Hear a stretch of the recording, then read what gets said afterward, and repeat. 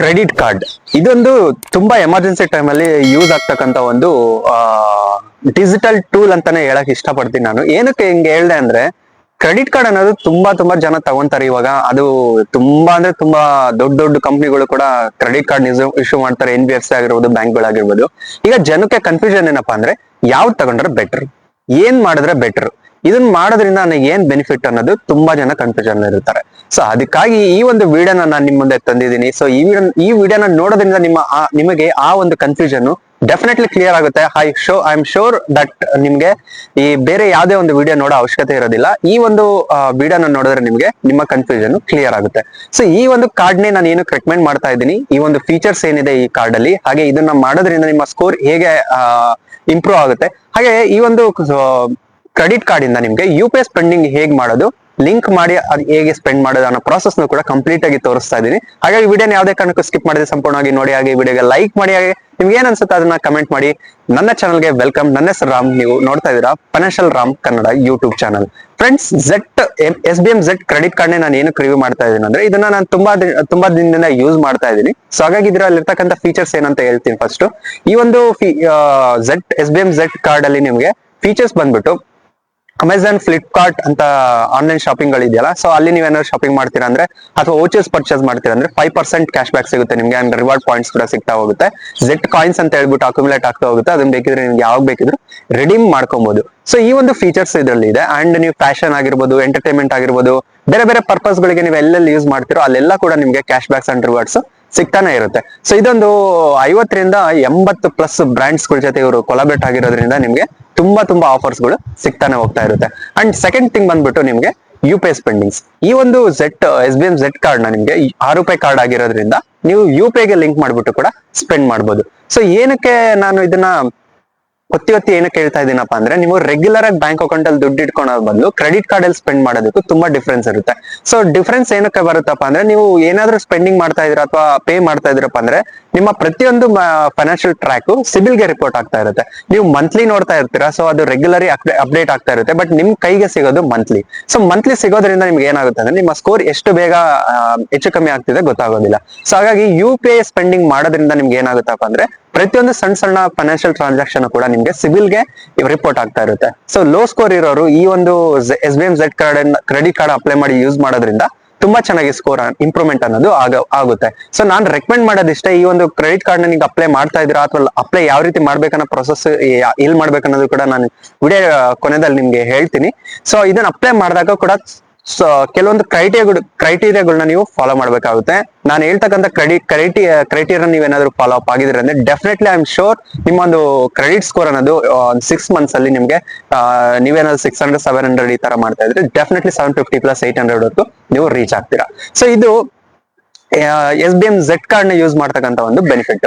So ಈಗ ನಾವು ತಿಳ್ಕೊಬೇಕಾಗಿರೋದೇನು, UPI spending ಯಾವ ರೀತಿ ಮಾಡೋದು. ನಾನು ಇಲ್ಲಿ ನಿಮ್ಗೆ ಸ್ಕ್ರೀನ್ ಮೇಲೆ ತೋರಿಸ್ತಾ ಇದ್ದೀನಿ ನೋಡಿ. ನಾನು ನನ್ನ ಒಂದು SBM Z ಕಾರ್ಡ್ ಇಂದ ಯೂಸ್ ಮಾಡಿರ್ತಕ್ಕಂಥ UPI ಸ್ಪೆಂಡಿಂಗ್ಸ್ ಇದು. ಸೊ ಈ ಒಂದು ಎಲ್ಲ ಟ್ರಾನ್ಸಾಕ್ಷನ್ ನೀವು ನೋಡಿದ್ರೆ ನಿಮ್ಗೆ ಗೊತ್ತಾಗುತ್ತೆ ಯಾವ ರೀತಿ ನಾನು ಕೂಡ ಸ್ಪೆಂಡ್ ಮಾಡಿದ್ದೀನಿ ಅಂತ. ಸೊ ನಾವೀಗ ಅದನ್ನ UPI ಲಿಂಕ್ ಯಾವ ರೀತಿ ಮಾಡೋದಂತ ನಾವೀಗ ನೋಡೋಣ. ಓಕೆ ಫ್ರೆಂಡ್ಸ್, ಈಗ ನೀವು ನೋಡ್ತಾ ಇದ್ದೀರಾ. ಸೊ ನನ್ನ ಒಂದು ಸ್ಕ್ರೀನ್ ನಿಮ್ಗೆ ಡಿಸ್ಪ್ಲೇ ಆಗ್ತಾ ಇರ್ಬೋದು. ಸೊ ಇಲ್ಲಿ ನಾನು ಯಾವ ರೀತಿ ಲಿಂಕ್ ಮಾಡೋದು, ನಿಮ್ಮ ಒಂದು UPI SBM Z ಕಾರ್ಡ್ ನ UPI ಗೆ ಯಾವ ರೀತಿ ಲಿಂಕ್ ಮಾಡೋದನ್ನ ಪ್ರೊಸೆಸ್ ನ ತೋರಿಸ್ತಾ ಇದ್ದೀನಿ. ಸೊ ಕಂಪ್ಲೀಟ್ ಆಗಿ ನೋಡ್ಕೊಳ್ಳಿ. ಸೊ ಫಸ್ಟ್ ಆಫ್ ಆಲ್ ನಿಮ್ಮ Paytm ಅಪ್ಲಿಕೇಶನ್ ಓಪನ್ ಮಾಡ್ಕೊಳ್ಳಿ. ಡೆಫಿನೆಟ್ಲಿ ನಿಮ್ಮ ಹತ್ರ Paytm ಇದ್ದೇ ಇರುತ್ತೆ. ಸೊ ಇಲ್ಲಿ ನೀವು ಸರ್ಚ್, ನಿಮ್ಗೆ ಮೇಲ್ಗಡೆ ಸರ್ಚ್ ಬಟನ್ ಕಾಣಿಸ್ತಾ ಇದೆ, ಬೆಲ್ ಐಕಾನ್ ಪಕ್ಕದಲ್ಲಿ ಸರ್ಚ್ ಬಟನ್ ಕಾಣಿಸ್ತಾ ಇದೆ ನೋಡಿ. ಸೊ ಆ ಸರ್ಚ್ ಬಟನ್ ಮೇಲೆ ಕ್ಲಿಕ್ ಮಾಡಿಬಿಟ್ಟು, ನಾನು ಆಲ್ರೆಡಿ ರೀಸೆಂಟ್ ಸರ್ಚ್ ಮಾಡಿದ್ದೆ, ಇಲ್ಲಿ link ₹6 credit card to UPI ಅಂತ ಇದೆ. ಸೊ ಈ ಆಪ್ಷನ್ ಮೇಲೆ ಕ್ಲಿಕ್ ಮಾಡ್ಕೊಂಡು ನೀವು ಕ್ಲಿಕ್ ಮಾಡಿದ್ಮೇಲೆ ನಿಮ್ಗೆ ತೋರಿಸ್ತೀನಿ ನೋಡಿ, ಇಲ್ಲಿ ಲಿಸ್ಟ್ ಆಫ್ ಬ್ಯಾಂಕ್ಸ್ ಸೆಲೆಕ್ಟ್ ಮಾಡ್ಕೊಳ್ಳೋ ಆಪ್ಷನ್ಸ್ ಬರುತ್ತೆ. ಸೊ ಇಲ್ಲಿ ನೀವು ನಾನು SBM ಆಗಿರೋದ್ರಿಂದ SBM ಅಂತ ಸರ್ಚ್ ಮಾಡ್ತೀನಿ. ಸೊ SBM ಸರ್ಚ್ ಮಾಡಿದ ನಂತರ ಇಲ್ಲಿ ನೋಡ್ಬೋದು, state bank of Mauritius bank ಅವರು ಕ್ರೆಡಿಟ್ ಕಾರ್ಡ್ ಬಗ್ಗೆ ತೋರಿಸ್ತಾ ಇದೆ. ಸೊ ಈ ಕ್ರೆಡಿಟ್ ಕಾರ್ಡ್ ನ ನಾನು ಜಸ್ಟ್ ಕ್ಲಿಕ್ ಮಾಡಿದ ತಕ್ಷಣ ನಿಮ್ಮ ಒಂದು OTP ಬಂದು ಫೆಚ್ ಆಗ್ಬಿಟ್ಟು ನಿಮ್ಗೆ, ಸೊ ನಂದು ಕ್ರೆಡಿಟ್ ಕಾರ್ಡ್ ಇರೋದ್ರಿಂದ ನಂದು ಆಲ್ರೆಡಿ ಲಿಂಕ್ ಆಗೋಗಿದೆ. ಸೊ ಹಾಗಾಗಿ ನಿಮ್ಗೆ ನೋಡ್ಬೋದು, ನನ್ನ ಕ್ರೆಡಿಟ್ ಕಾರ್ಡ್ ಆಲ್ರೆಡಿ ಲಿಂಕ್ ಅಂತ ತೋರಿಸ್ತಾ ಇದೆ. ಇದೇ ಪ್ಲೇಸ್ ಅಲ್ಲಿ ನಿಮ್ಗೆ ನಿಮ್ಮ ಕ್ರೆಡಿಟ್ ಕಾರ್ಡ್ ಆಪ್ಷನ್ ತೋರಿಸುತ್ತೆ. ಜಸ್ಟ್ ಅದನ್ನ ಕ್ಲಿಕ್ ಮಾಡ್ಬಿಟ್ಟು ನೀವು UPI ಪಿನ್ ಅನ್ನ ಸೆಟ್ ಮಾಡ್ಕೊಂಡ್ರೆ ಈ ಒಂದು ಕ್ರೆಡಿಟ್ ಕಾರ್ಡ್ ಅನ್ನೋದು ಲಿಂಕ್ ಆಗುತ್ತೆ. ಸೊ ಈಗ ಸ್ಪೆಂಡಿಂಗ್ಸ್ ಯಾವ ರೀತಿ ಮಾಡೋದು, ಸೊ ನಾನು ಅದನ್ನು ಕೂಡ ನಿಮ್ಗೆ ತೋರಿಸ್ತೀನಿ. ಜಸ್ಟ್ ನಾರ್ಮಲ್ ಬ್ಯಾಂಕ್ ಅಕೌಂಟ್ ಯಾವ ರೀತಿ ಬರುತ್ತೋ ಅದೇ ರೀತಿಯಲ್ಲಿ ಪಾಪಪ್ ಆಗುತ್ತೆ ಇದು ನೀವು ಪೇಮೆಂಟ್ ಮಾಡ್ಬೇಕಾದ್ರೆ. ಸೊ ಅವಾಗ ನೀವು ಈ ಒಂದು ಪೇಮೆಂಟ್ ಅನ್ನ ಮಾಡ್ಬೋದು UPI ಥ್ರೂ.